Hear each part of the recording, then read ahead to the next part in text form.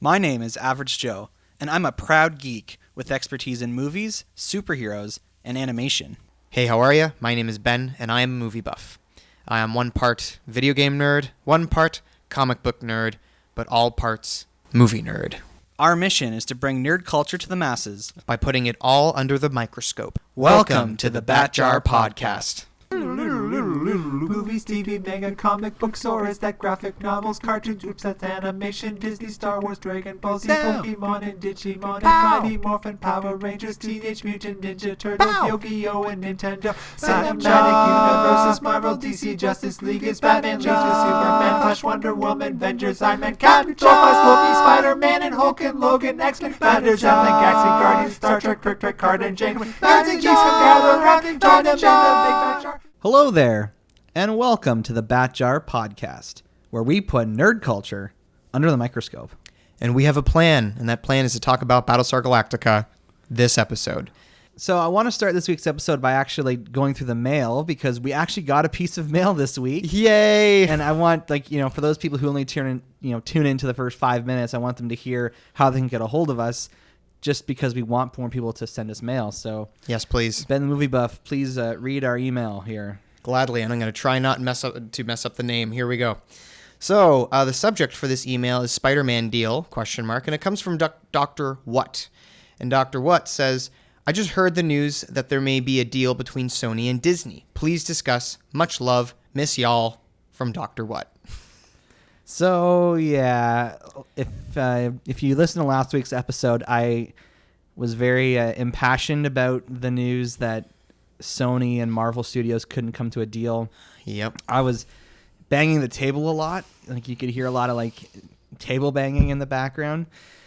And I was basically making a public service announcement for people to not go see this extended edition of Spider-Man Far From Home that's coming out.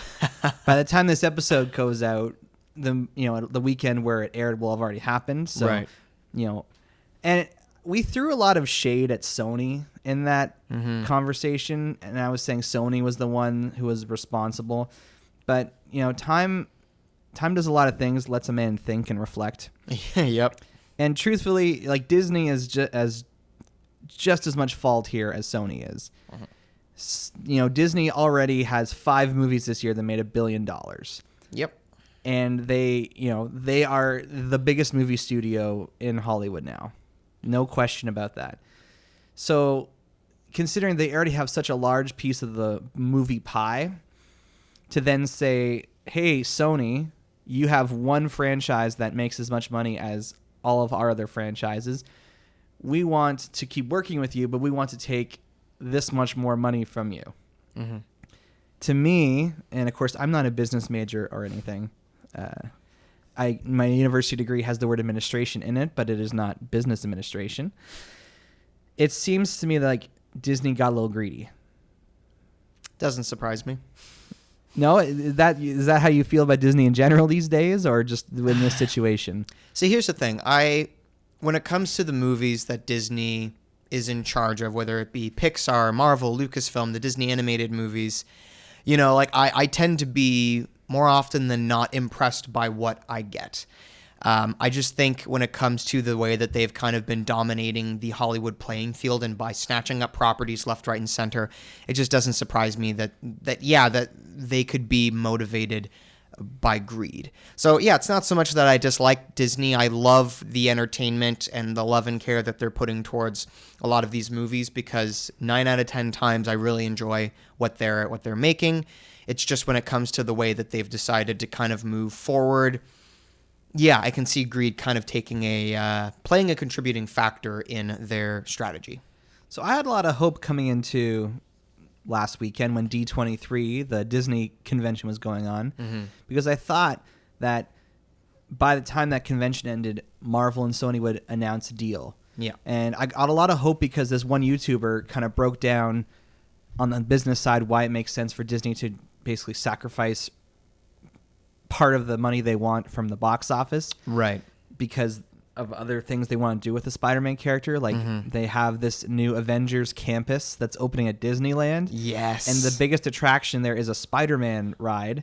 So naturally, it would make sense for Disney. Like they're putting a lot of their own money in their theme parks into Spider-Man. Yeah. It would make sense that they would do whatever it takes to That's right. let Spider-Man continue to be part of their movies. And so I kept hoping that, I would see a tweet or a news article or something that would suggest that a deal had been made. And this YouTuber was convinced that a deal was going to be made before the end of D23. So I was really leaning into what she was saying. Yeah. And then I saw one article like Saturday morning that gave me a lot of hope because they're like, oh, like a deal's in May and it's going to get announced later. And here's the whole thing. And it sounded too good to be true.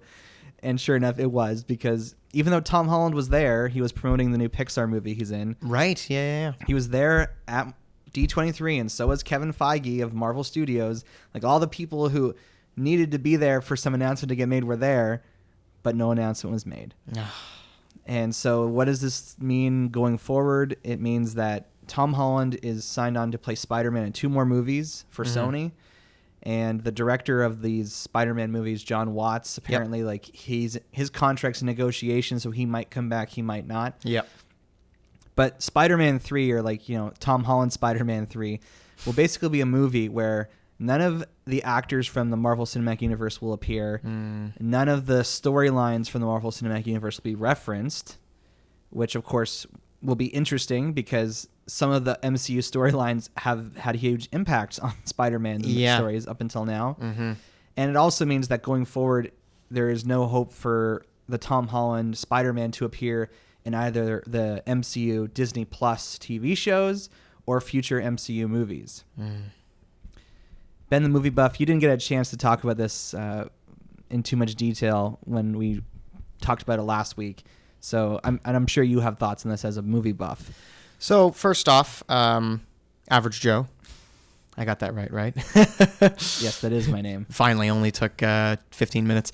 I think it's unfortunate timing, right? Because I was watching other people on YouTube kind of discuss what was going on, and after what happens in Spider-Man Far From Home, a movie that I enjoyed more than I was expecting to, you can kind of see how those events would, like how that could make its way into the MCU in the way that other characters would be affected by a certain something that happens at the very end of Spider-Man Far From Home. So it's just very strange to me that the next Spider-Man movie that we'll get, assuming that they don't come to an agreement, they just can't do anything about that. I mean, there are certain things that they can do, but then there's some things, because he's not part of the MCU anymore, that they'll just have to kind of throw by the wayside. So yeah, it's unfortunate. I'll be honest, when I heard the news about Spider-Man being in Civil War, I was like cautious optimism, right? It's like, I'm not sure about this, but I hope it works out. And it did work out in Civil War. And I loved Spider-Man in Homecoming, and I loved him again in Infinity War. And even like he also had some really cool things to do in Endgame. So really, when you think about it, like over the last 3 to 4 years, we've seen Spider-Man 5 times in the MCU on the big screen. And I've been there every single time to watch him on the big screen, and it's been a really cool and exciting experience. So it's just kind of unfortunate that now, like, we'll see Spider-Man again, but now he's going to be a bit separated from the MCU. So I just really hope that at some point, maybe in the next few weeks, maybe in the next few months, that maybe there is some sort of agreement that they can come to. I wish they could find some way to make it work. I think I saw a picture online where it was like Tom Holland, or there was some sort of meme where like Tom Holland was sitting like on a couch and there were 2 people behind him and it looked like they were arguing, and they had Disney on one of the heads and Sony on one of the other heads, and he had like a speech bubble that said, I wish my parents would stop arguing, something along the lines of that. I wish they could just, figure it out. Yeah, that is like the most common joke to make about this, is like it's as if it's a custody battle between 2 parents. Yeah, exactly. And it sort of feels like that because, your typical comic book character has one owner, the company that created him. But as we've discussed before, the circumstances around Sony going Marvel going bankrupt in the 90s led to them selling not just the movie rights to Spider-Man, but also part of the rights to the character. Spider-Man was then and is still now Marvel Comics' most profitable, successful character. Indeed. So it's this very weird situation where you have 2 parents for the same set of characters. Yep. And to be honest, if this is the reality we have to live in, where this is the case, I'm not happy about it, but I'm trying to be optimistic here. It could be like the Daredevil TV show. The Daredevil TV show claims to be in the MCU, and there's very, very like subtle references to events of the MCU. Right. But for the most part, it is its own story, and it's just a good story. So if they can somehow find a way to, write in the next Tom Holland Spider-Man movie that's just a good story without needing the trappings of the MCU, then I'll be all for it. Yep, and I think at the end of the day, when I look back at Spider-Man's movie history since 2002, I really, really enjoy Spider-Man 1, Spider-Man 2, Spider-Man 3, obviously a disappointment, but I'm still grateful for those first two really good Spider-Man movies we got. And then Amazing Spider-Man comes around. I wasn't a huge fan of those two. They were okay, but nothing spectacular. But then Tom Holland comes around and gets to be Spider-Man 5 times in 5 different movies from 2016 to 2019. And out of those 5 movies, there isn't one that I would say is just okay. I liked all of them a fair amount. So he had a really good run with the MCU, even though it felt kind of short-lived because it was really only 3 to 4 years.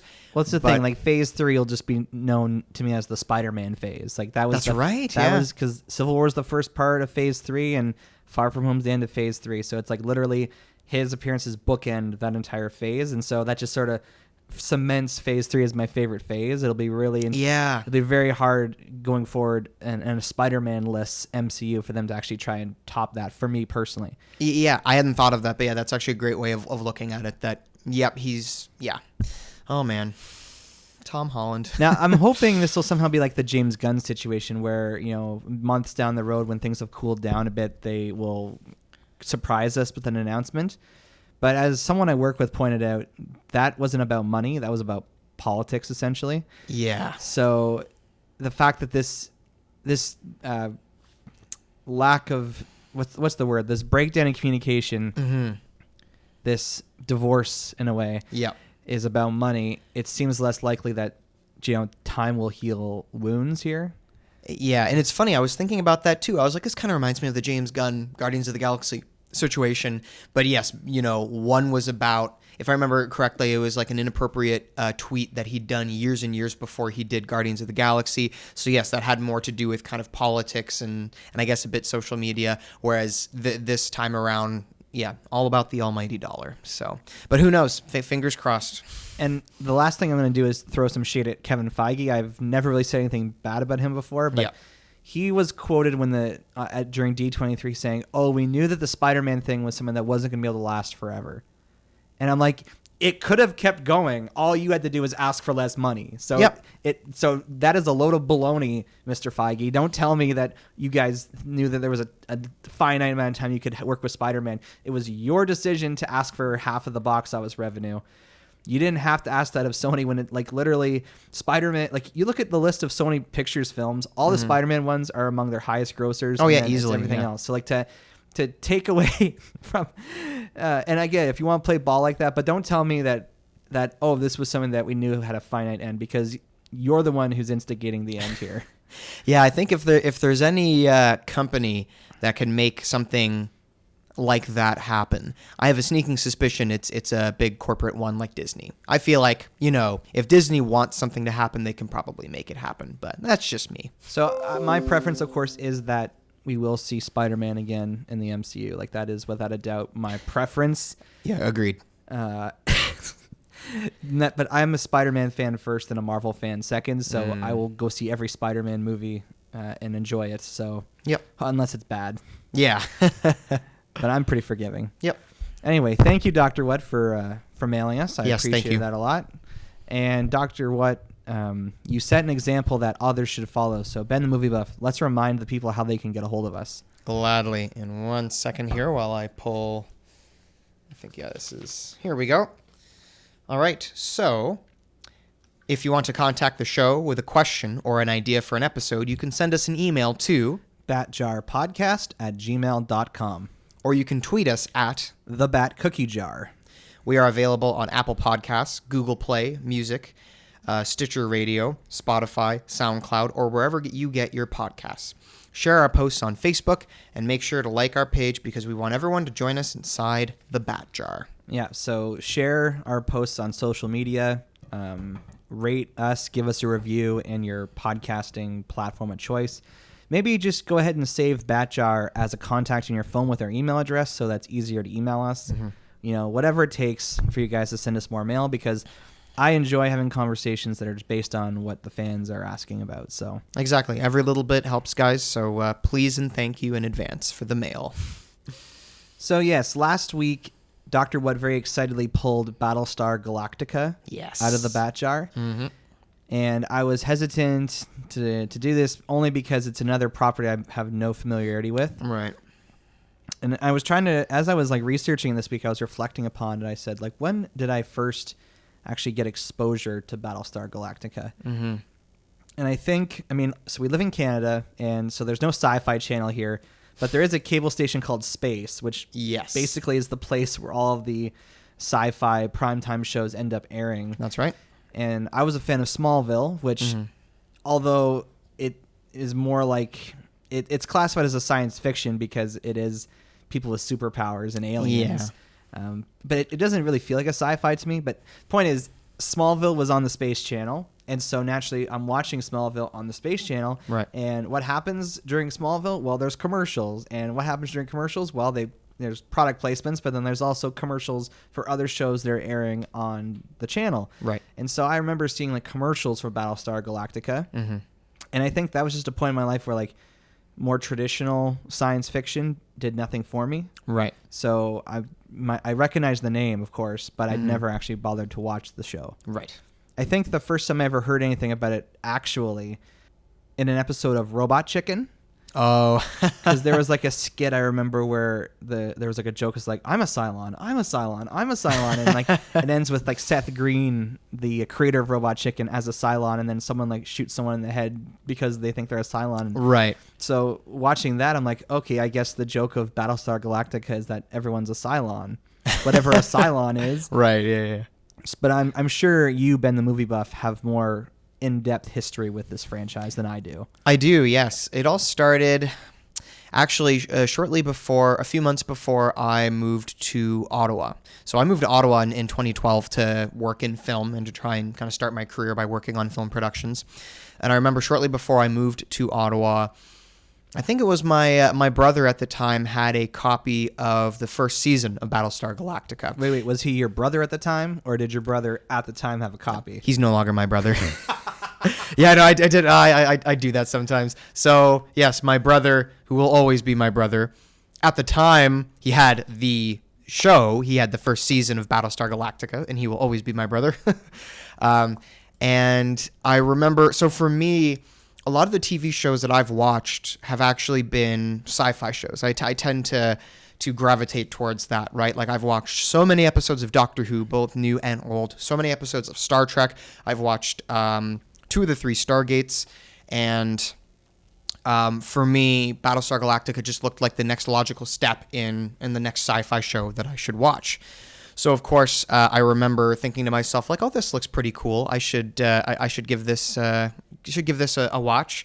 And yeah, I came down with the DVD and I sat down. And of course, I didn't realize that the first episode is actually a 3-hour miniseries where they launch you into the whole story, what's going on, and once you get to the end of the miniseries, that's when you get the 4 seasons where they have your typical 45-minute episodes. But yeah, I've been a fan of Battlestar Galactica for almost 10 years now, I think. So yeah, I think it's a great show. So if I recall, I think this is like when we've had you on to talk about these sci-fi shows before, it seems like very few of these you actually watched while they were airing. You kind of discovered them years later. Correct. Yeah, all of them. I basically... I think Lost was probably the exception. That was one you watched as it aired, didn't it? It was a show that I watched half of the last season air. Or really, the one show that I've watched watch it air was probably Walking Dead was the one that I most consistently watched, but only for like the first 3 or 4 seasons, and then after that I would like watch it on Netflix. But yeah, a lot of these sci-fi shows, they were completely done at the time I started them, so I got to watch them however quickly or however slowly I wanted to. You obviously enjoyed the show well enough after watching the miniseries that you just kept watching.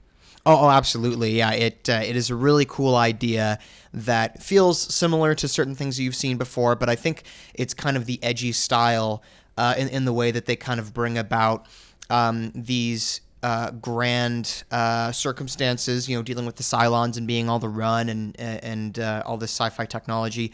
But then you also have a lot of these very relatable characters, right? Battlestar Galactica is definitely one of those ensemble shows where if there's one character you don't relate to or you're not crazy about, there'll be someone else in the next scene that you will find interesting to see how they deal with certain situations. So for me, yeah, I think if I remember correctly, I think Ronald D. Moore and David Eick, I think, are the names of the showrunners for the series, and I think they did a great job of keeping the show interesting and exploring all these different possibilities for what would happen if humanity found themselves in this set of circumstances. So you mentioned with Doctor Who you watched the new one and the old one. Yes. With Battlestar Galactica, were you aware that it was a TV show from like the 70s? I'll be honest, I don't think so. I think I only discovered it once I started watching the new show. There are those who believe that life here began out there, far across the universe, with tribes of humans who may have been the forefathers of the Egyptians, or the Toltecs, or the Mayans. Some believe that there may yet be brothers of man who even now fight to survive somewhere beyond the heavens. Yeah, I think I watched the new show for a while. I was probably a season or two in, and then I'd go online to kind of, read up on trivia, because that's like my favorite thing to do after I'm done watching a show or a movie, is I go through all the trivia and all the fun facts about episodes and this and that and the making of the whole show. And along the way, I found something that said, Richard Hatch was in the old show and he reprised, and he came back in it as a different role in the new show. And I'm like, wait, what? And then, of course, I realized how it basically was, kind of riding the Star Wars popularity wave after Star Wars had came out, because I'm pretty sure, and there was a movie as well. I was looking into this earlier today, but there was a movie and a TV show that came out the year after Star Wars was made. So clearly, they're like, hey guys, here's kind of another form of Star Wars that you can get interested in. So in the years that have passed since I first saw promos for the newer Battlestar Galactica, I was aware of the fact that it was based on something older, but I never, of course, if I didn't check out the new show, I certainly wasn't checking out the old show. Yeah. So in the last week, I did a bit of research into the original series, and I watched this one guy on YouTube for like 20 minutes just kind of gush about how much he loved the original 78 series. Yep. And I guess they've released it on Blu-ray now, so you can actually watch it in high definition. And I was very impressed with the visual effects. Like John Dykstra, who was a visual effects guy on Star Wars, like yes, Episode 4. I recognize that name. He actually ran the visual effects for the original Battlestar Galactica series. And I was like, for a TV show from 1978, like this looks as good as Star Wars. Like it looks like it could be a movie. Now, I have no idea if the actual show was any good. Yeah. I saw some clips where there's actors acting, and like it didn't seem as like hammy as like original Star Trek. Right. But it did kind of almost feel like Next Generation, I suppose, in terms of just like we're going to take ourselves very seriously in outer space and like get a little philosophical here. Yep. And it seems like the bare bones of the story of Battlestar is in that original series, and then the new show kind of just did a lot more with it. Yes. And maybe Battlestar Galactica from the original 1970s version is one of those things that was just ahead of its time, because it only lasted like a year and a bit. So yep, that's right. You would think that something that looked that visually interesting, and at a time when Star Wars was so popular that it would have been a huge success and gone on for many years. Maybe it was too expensive. I'm not sure, but does it surprise you that the show didn't last very long in the 70s, 80s time? Yeah. See, it's interesting because you got to remember that when Star Wars came along, not only did it change like the way movies were made and a whole bunch of other things, but sci-fi came increasingly popular, obviously, once Star Wars had been released. So I wonder if the other thing that they were kind of fighting against was the fact that I think there were so many other sci-fi properties and movies happening around that time that maybe there was just too much to choose from. And I think a lot of fans, maybe some people were interested in seeing the show and they didn't get around to watching the show or the movie because there were so many other sci-fi movies to choose from, right? When you think about like the horror genre today, there are so many horror movies that are made, and there are lots of good horror movies that are made but barely get seen by anyone, and it's because sometimes people don't either like to be challenged by the way that, you know, horror films can be different, or maybe people just want to see another Annabelle movie as opposed to seeing something like The Babadook, which I remember Chris Stuckman, a film critic of mine, I own him. He's mine. Chris, if you're listening, I own you. So he's a guy I really look up to, and I watch a lot of his reviews. And I remember him saying that the Babadook, for example, barely made any money when it came out because it wasn't like the cheap horror that you'd see in something like Ouija or Annabelle. And maybe Battlestar Galactica, like you said, it might have been ahead of its time. And I think maybe a lot of people just thought, you know what, I'll either revisit Star Wars or I'll check out the new Star Trek movie that's coming out soon, because there was so much to choose from. And sometimes there are lots of good movies and TV shows that just get cast by the wayside because there's so much else going on and maybe not enough people saw it. And maybe people, as time went on, did go back and watch the show and liked it. But, you know, after... kind of like a Firefly situation, right? Where, you know, like Firefly did not do well when it first was aired on Fox, and yet 5 to 7 years later, it really became a cult classic, and everyone loved it after the fact. Yeah, but I mean, part of why Firefly failed was because it was marketed poorly. That's true. Yeah, it was aimed at the wrong audience, and it was on the worst time slot. So it's always interesting, like in hindsight, to look back on these things because. Like I said, the basic structure of Battlestar Galactica in terms of like what the narrative is from the original series is ported over to the new show. Yep. But there's just a lot more added, like steroids basically added to it. I would say like the visual effects in the original show look better for their time than the visual effects from the 2004 series look for their time. Like the CG was kind of wonky for me. Okay. Now, mind you, at the time of this recording, I've only watched the first episode. Right. And I'm not even talking about the miniseries. I'm talking about like the first actual episode of the show. Right. And this is my first time going to say Battlestar Galactica is not an easy show to find. At one point, it was on Netflix years ago. Yep, it was on Amazon Prime at some point in the past, but it's not on either service in Canada now. Yeah. And even to find like bootleg pirated versions to watch online was very hard. Oh, wow. So Universal, who is like the parent company who owns Battlestar Galactica now, they're clearly like keeping it on lockdown. Yep. And like unfortunately, like the show doesn't have the budget for me to spend $30 to buy an entire season of the show on like Google Play to watch. So I found a copy of like I wanted to watch the miniseries because it seemed to me like that was the actual introduction to the show. Yep. And the only Battlestar Galactica content I've actually watched is like the first actual episode of the TV series. Yeah, so 33. Which is 33, and it basically feels like an episode 4. Like it feels like I've missed out on a lot of story. Yeah. So I paused it after about 10 minutes and said, okay, I gotta like at least look up the plot from the miniseries, and then I get overwhelmed because the Wikipedia page for the miniseries, the plot section is so huge. Yeah. And I was like, holy moly, how does all this happen in like 2 hours? Like this is a lot of information. Yeah, the miniseries is I mean, not like I've seen that many miniseries, but you know how sometimes there are certain movies like I don't know, like a movie might be 2.5 hours long, and it might just kind of have that style of we take our time to let scenes breathe, and we kind of do this and that, and a scene that could be 2 minutes in another movie in our movie is 10 minutes long, right? So sometimes things can be really extended that way. But if I remember correctly, the miniseries for Battlestar Galactica is just jam-packed with, like, there's always something happening, and there are lots of different characters. You have the Cylons, you have the humans that are on the run, you have a few humans that are still stuck on their planet that kind of go on their own adventures. So there's a lot going on, right? Just imagine, like, your typical TV show that has, like, 45 minutes where there's always stuff going on, and then times that by, you know, however many episodes you put in to make that 3-hour miniseries.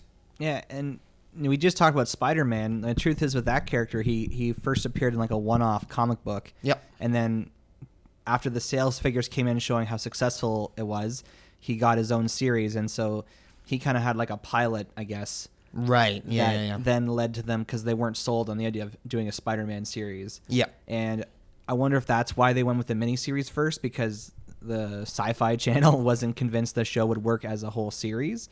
And so doing the mini-series first obviously allowed for them to like test it with audiences and see if people would respond to it. And apparently they did. They got really great ratings or views for the miniseries, which allowed them with confidence to greenlight the rest of the show. Yep. No, and that's fair. I mean, it kind of makes me think about your comment earlier, how you were saying that the visual effects for the old Battlestar Galactica look better for the time than the newer show does.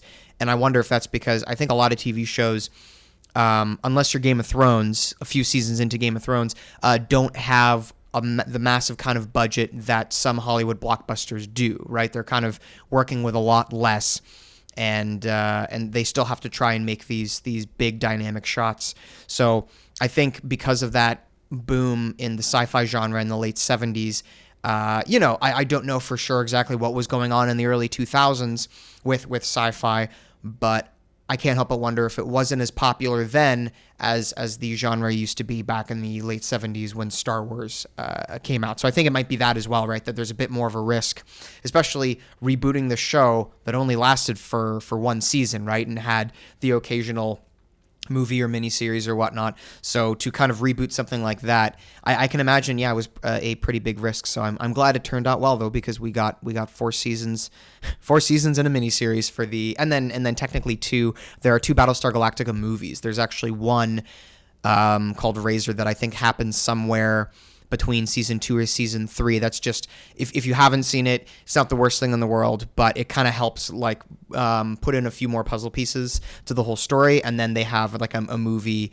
that I think takes place, a movie that they made after the 4th season. So miniseries, 2 movies, 4 seasons, and you have Battlestar Galactica. Earlier this year, in 2019, the New York Times actually made a list of the 20 best TV dramas since The Sopranos. Okay. And they included Battlestar Galactica on that list. Oh, cool. Apparently, many television critics consider this the golden age of television. So this 20-year period since The Sopranos first started apparently is this era of prestige, dramatic television that is nothing that existed before. Right. Where the stories told on the small screen are almost more cinematic and higher quality than what you would find on the big screen. Mm-hmm. So does that surprise you that Battlestar Galactica is among, on that list? Yes and no. Yes, because I feel like there are still some people that when they look at certain genres, sometimes sci-fi and horror, and even fantasy sometimes will get kind of cast by the wayside because, it's not the same as a historical drama or something that's based on a true story or modern or whatnot.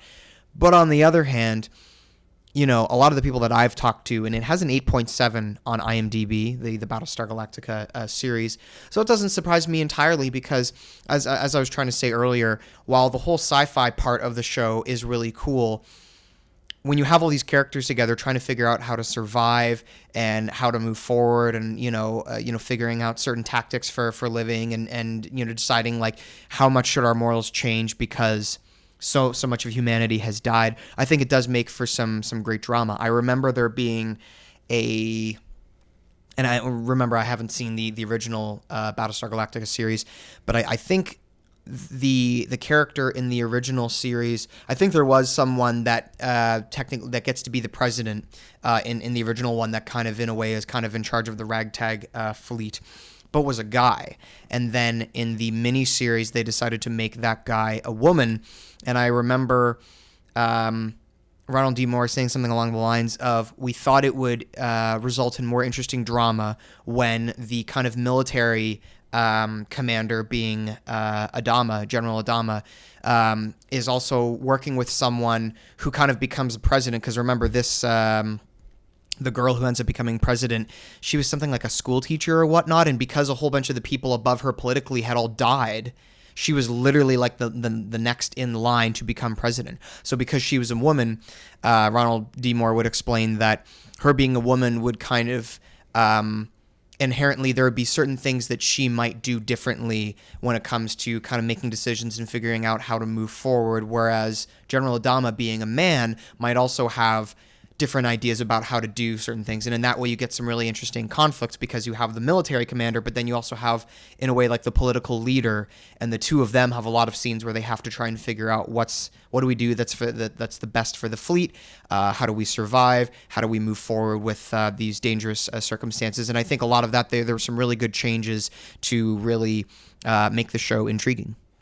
Okay, you've tiptoed around it, but we might as well get to establishing like a plot summary. I was waiting for you to. Yeah, because like I said, like this mini series is really basically the hook, or like that's where they introduce the whole conflict and the whole thing that kind of gets the rest of the story going. Because by the time I started watching with episode 1/episode 4. I was completely lost, didn't know who anybody was, what was going on. So for those who haven't seen Battlestar Galactica, maybe highlight the key points that establish the premise of the show.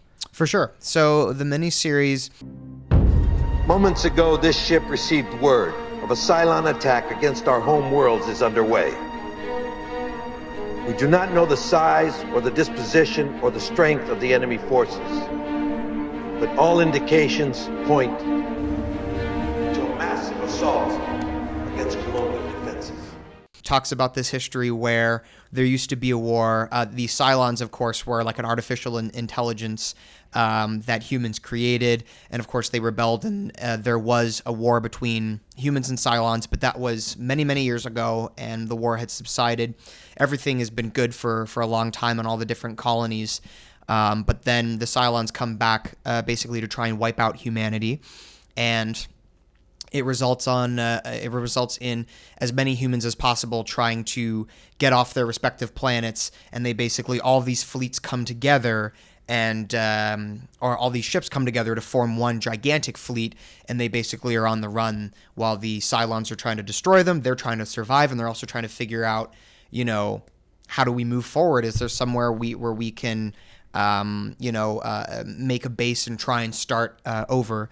And figuring out those sort of things. And like I mentioned, you have General Adama, who's kind of the military commander who's trying to keep the whole fleet safe. And then you also have this girl who basically becomes president. She was a school teacher, as her career, and she somehow...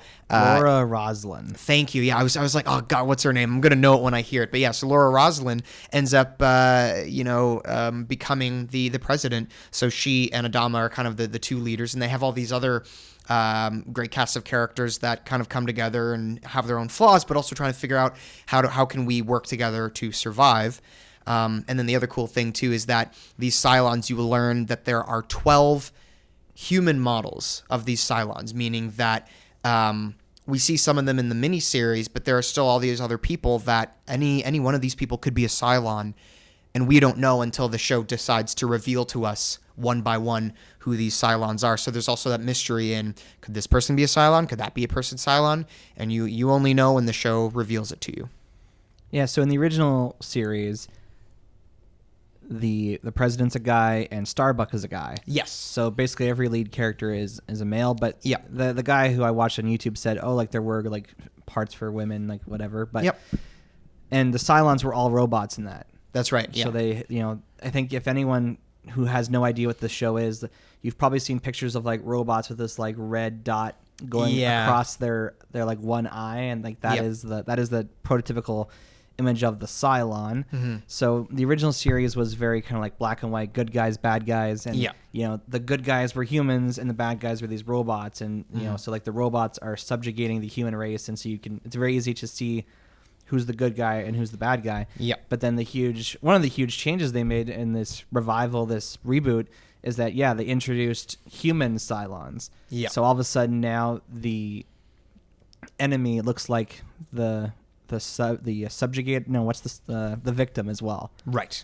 And so it's as if they're like turning back on their creators by becoming their creators. Mm-hmm. And it's funny, that whole dynamic of the whodunit, like who's the Cylon, who's going to betray us.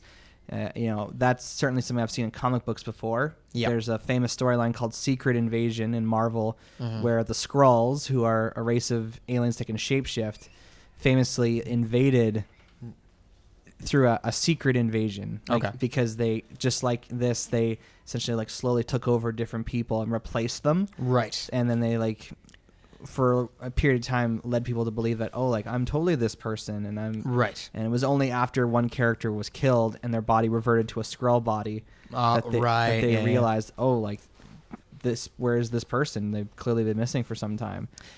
Yeah, if I remember correctly, I think part of the catch too in this whole some humans can be Cylons is that I think in the miniseries, you already meet a few humans and I think like they know that they're Cylons, but then there are other humans who are Cylons but don't know it.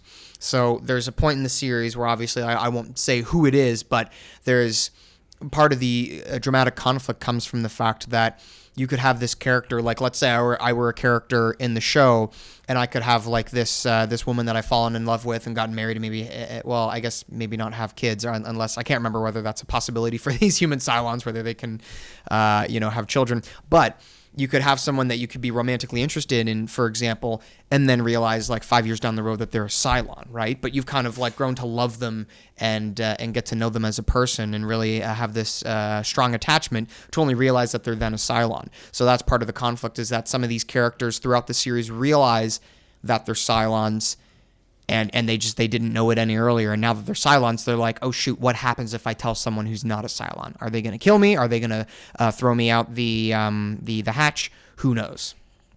So you mentioned one of the showrunners, Ronald D. Moore. Yeah. He has quite the resume at this point, because he worked on both Star Trek The Next Generation Yes. and Star Trek Deep Space Nine before Battlestar Galactica.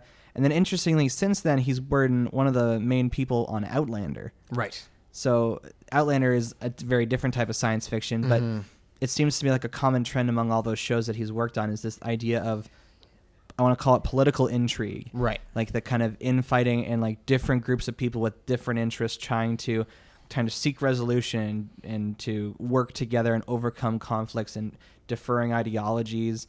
And, I think, one person on YouTube said, oh, like this show, instead of taking inspiration from Star Trek and Star Wars, it took inspiration from The West Wing and 24. Right. Yeah.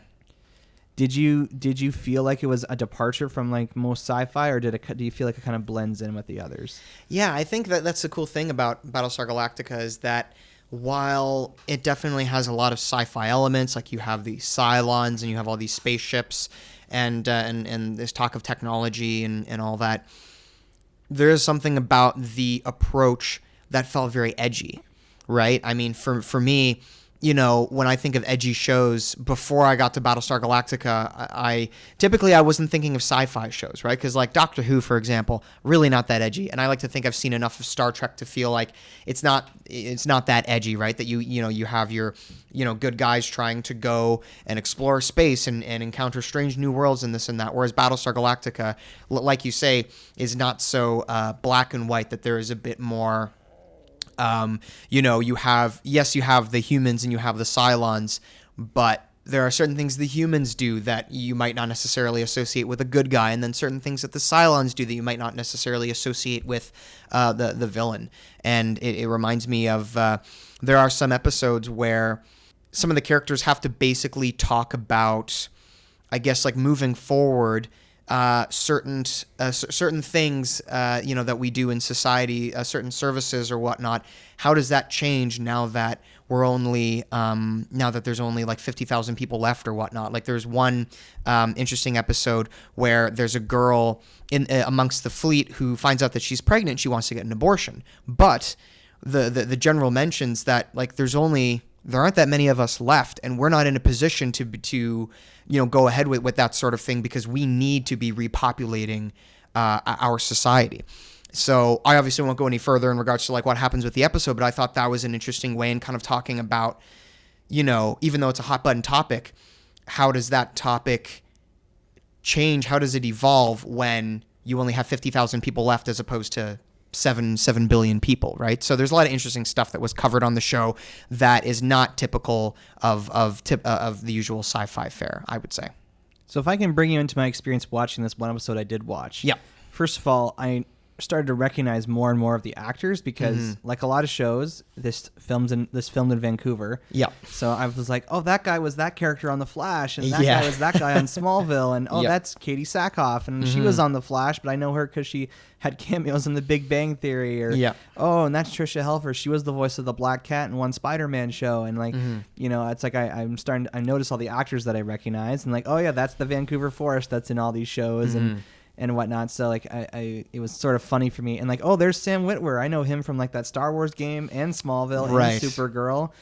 It was like as if I was playing bingo, you know? It's like, how many actors do I recognize from other things? And even the guy with the white hair, it's like, oh yeah, he was in Smallville too. Like it's just it's you know, I guess the community of actors who do like on-screen acting in Vancouver is only so big. I guess so, yeah.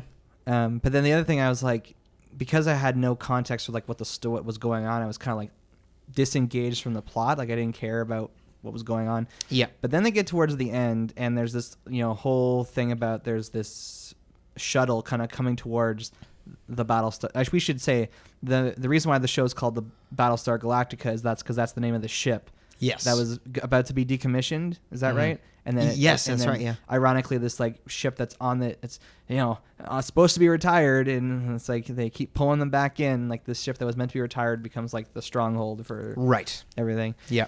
But there's this little shuttle kind of like hurtling towards the Battlestar Galactica, and it's a civilian ship, and they're like, the military guys like, we gotta blow it up because we gotta think about the people on this ship. And they're like, but that's a civilian ship. There could be innocent people on there, and there's only so many of us left. And so he has to convince the president to authorize it.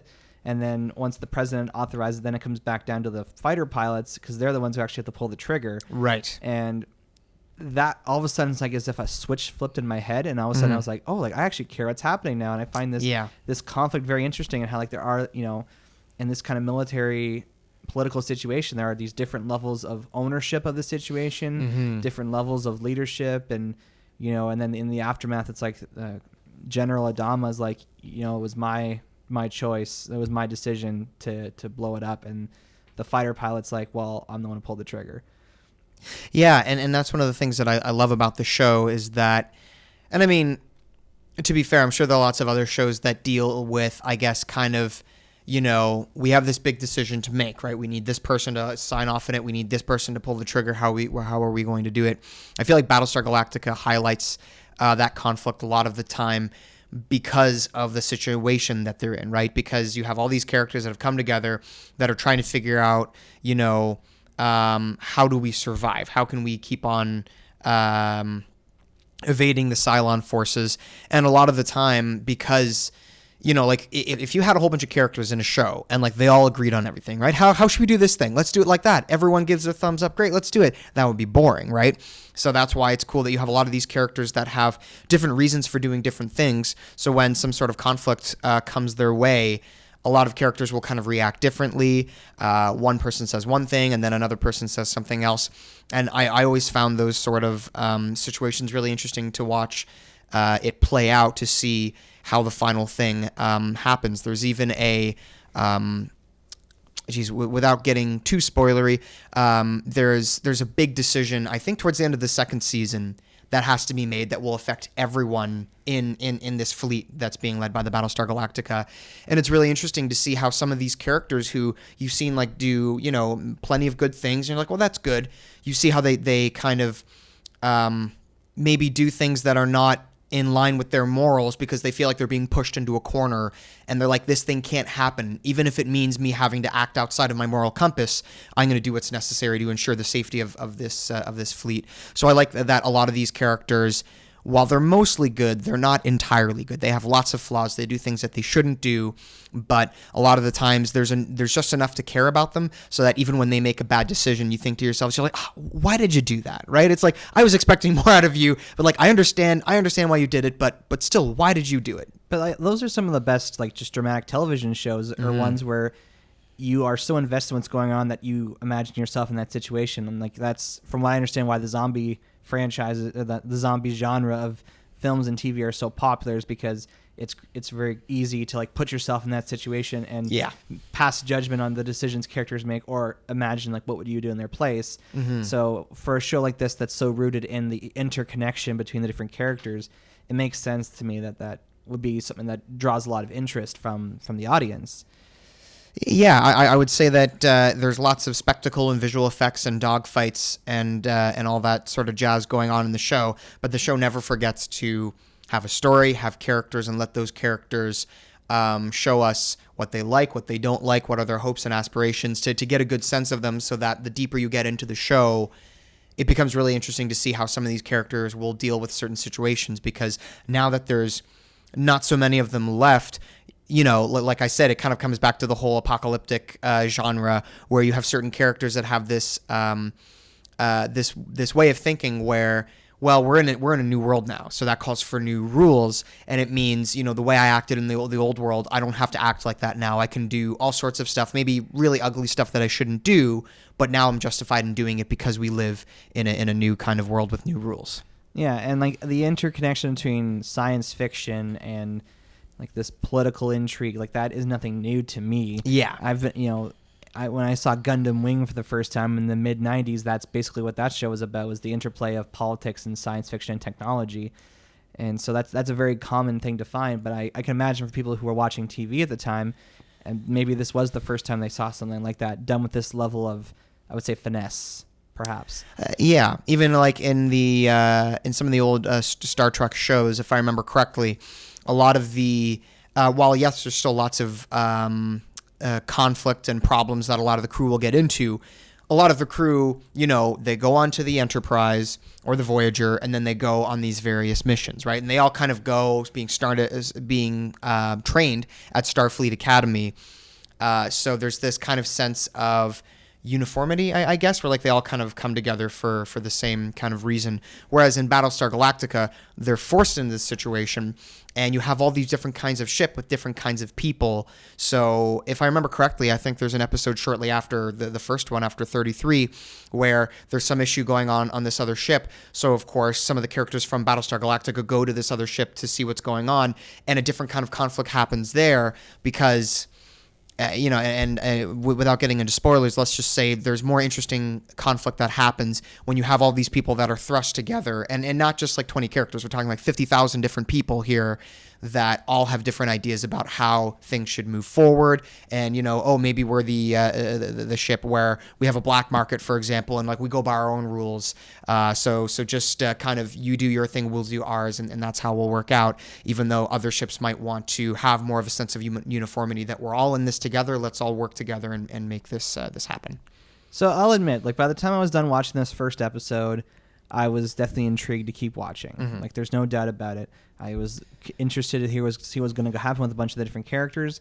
But then like doing my research and hearing different people talk about the show, I heard a lot of comparisons to Lost. Okay. In the sense that the show teases a lot of mysteries in the beginning, Mm-hmm. and this is what they say, and you can verify this, is Okay. that by the end of the fourth season, they don't land them. They don't land the planes. They don't end all the storylines well. I would say, I think Lost, because remember, Lost's first season, I'm pretty sure, was 24 episodes. And I think in a show like Lost, they set up so many different, and even rewatching the first season, it was interesting to see how many mysteries and things they kind of set up in the first season that, yes, kind of get cast by the wayside throughout the series. For Battlestar Galactica, from what I remember, I don't remember feeling the same thing that I did with Lost, right? When Lost was over, I was like, wow, you know, maybe the ending wasn't the best, but I still liked the show overall. But man, I have a million questions. I don't remember feeling that with Battlestar Galactica. I seem to recall getting to the end of the show and at least feeling like most of the things I wanted to know, I either knew at this point or got an answer to by the end of the show. So I don't remember being as confused by the end of Battlestar Galactica than I was with Lost. Like they say that they were definitely, like the commentators say, oh, we could tell that they were making the story up as they went along. Like they didn't have it set in stone which characters were going to be Cylons. Right. And so there's character decisions that once you find out they're a Cylon don't make sense. Right. And I guess you can write into that whole, they didn't know they were a Cylon thing, but that admittedly kind of makes me worried. Like if it's like, do I want to put my heart out there to be invested in this show that will let me down? but you don't seem to think that'll happen for me. I like the show. I really like the show, and I think for some of its flaws here and there, like any show that goes on for at least a few seasons, you'll start to kind of see how, I would have changed this. Oh, this could have maybe been a bit shorter. And like, why did we spend 10 episodes doing this? You'll see certain things like that in the show. It seems to me that I still love the approach. I love the way that they kind of presented all these characters and how they all work with each other or don't work with each other. I really enjoyed the show, and I think it's worth it to watch despite its flaws. And if you need the people also joke that the spin-off movies, they had to make those because they had to answer plot holes that weren't addressed in the show. Which is funny. Yeah, that's happened before with other series, which I can kind of understand. But okay, that's fair, I guess. I mean, I just don't remember feeling that way at the time. Like it's been years since I've seen the show, but if you do want to watch it, I have the first 2 seasons on Blu-ray, the 3rd season on DVD, and then the last half of season 4 on Blu-ray. If you're ever interested in watching it, just throwing it out there. Oh my gosh! So you're definitely making it you're removing barriers to entry for me, because that's the other right. complaint I have about the show at this point is that it's not easily available to me. Yeah. I found out like Stargate is on Amazon Prime, but not Battlestar Galactica. So Universal, I hear you're going to start a streaming service next year that will be free to watch, but it'll have ads in it. So hopefully you'll include Battlestar Galactica in that, because like I said, I've seen the 1 episode, which is really like the 4th episode. Yeah. This show was on between 2004 and 2009, right? Mm-hmm. It would have been airing right alongside Smallville, which explains why it never really popped up into my radar. Uh-huh. Admittedly, being exposed to all these sci-fi properties like Stargate and Flash Gordon and Lost, and now this through the podcast, I guess I'm starting to develop a bit of a taste for it. Yeah. And it seems to me that this is the one people have the most positive things to say about, which maybe I'm inferring too much. Mm-hmm. But would you agree or disagree with that claim? Agree that it's one of the better shows of. That's like the best, the bee's knees of these sci-fi shows. Oh, well, I'd say it's up there. I'd say if I had to make a list of like my top 5 favorite sci-fi shows, Battlestar Galactica would definitely be there. Yep, I think it's a great show. So I think if you were to watch it at some point, I think you would at the very least like it. One thing I was confused by, I was interested, maybe this gets brought up further along in the show, but apparently there's supposed to be some parallel between Battlestar Galactica and the Iraq War. I guess so. I mean, I never really looked at it through that lens as I was watching the show, but I think it's because, as I was saying earlier, how while the show has a lot of fake stuff, like a lot of sci-fi elements, that it does seem to be, in the way that, for example, like a lot of the show is shot using handheld camera as opposed to like, maybe like the smooth tracking shots that we'd get in Star Trek or Stargate. I think while the show has a lot of fake stuff going on around it, it seems a little more grounded in its conflict and its characters and all the situations they find in themselves, given the fact too that politics plays a huge part in the show. So I guess I could see that. I'd have to like watch some of the episodes again and keep that in mind, that comparison, to see how evident it is or not. So there you go. If you're a fan of the show, maybe send us a note explaining more of what the allegories or the themes are trying to suggest there, because in the 1 episode I watched, it wasn't obvious to me. Yeah. But just kind of coming around to final thoughts now, I mean, this is a show that went on for 4 years, between 2004 and 2009, 71 or 72 episodes, plus these spinoffs you mentioned. Mm-hmm. So obviously, we can't get into spoilers talking about the plot of the show and all the details because I haven't seen them, and it's a lot of story to cover. You need I'm sure there's entire podcasts out there that cover Battlestar Galactica. Yeah. So for my sake, this is actually a show I'd be interested in watching, and the fact that you have access to the physical media actually makes me consider maybe this is something I should start doing. So yeah, maybe. But let's go back to the elevator. So you're on an elevator with somebody who's never seen Battlestar Galactica. Ben the Movie Buff, this is your chance on behalf of all the BSG fans in the universe to try and get this random person to watch BSG. What do you say? I would say, if you like good stories and good characters, regardless of the genre, if you like sci-fi, then that's a plus. But if you like really great character conflict and really interesting stories, then I would say check out Battlestar Galactica. That's All all right. I got. Well, you're lucky. I just got off the elevator, so now I'm interested. So Yay. this has been our conversation about Battlestar Galactica, or I guess it's BSG for short, right? Yeah. I didn't make that up. Okay. No, you Perfect. didn't. Yeah, I've heard that before. Okay. So let us know what you think. Do you have comments, concerns? Do you have physical copies of BSG that you'd like to also send us so I could watch them? Yeah. Please let us know. I know this has been a hard day. There's been plenty of them lately. I can guarantee you there'll be more to come. Remember your self-esteem, your self-respect, and your self-worth. Hold strong to them, because people are watching. You're the guardians of the fleet. They need to know that they can count on you.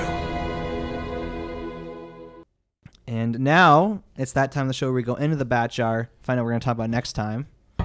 All right. So So I'll take out this one because that's the mail. All right.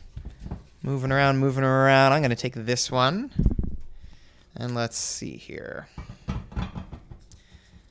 The next topic will be Doctor Who Classic versus New Who. Oh no! Doodly-doo. Why does this keep happening to me? You got something against Doctor Who, Average Joe? I don't know if it's anything I have against it. I think it's just one of those things that, like Lord of the Rings, where it's like it's been around me for so long because I'm surrounded by people like you who are so into it. Right. Yeah. That I'm like, I'm sure if I actually sit down and get invested, I'm gonna get addicted, and then I'll have another thing to add to my list of things I'm addicted to. So, but I'm sure Dr. Watt will be happy about this. Like, Yes, that's right. Dr. What gets to talk about Doctor Who. So there you go. Come back to the Batchar podcast next week when we talk about Doctor Who, and specifically comparing the classics to the newer shows. Yep. So until that time, I'm Average Joe. I'm Ben the Movie Buff. Catch you on the flip side. See you in the next one.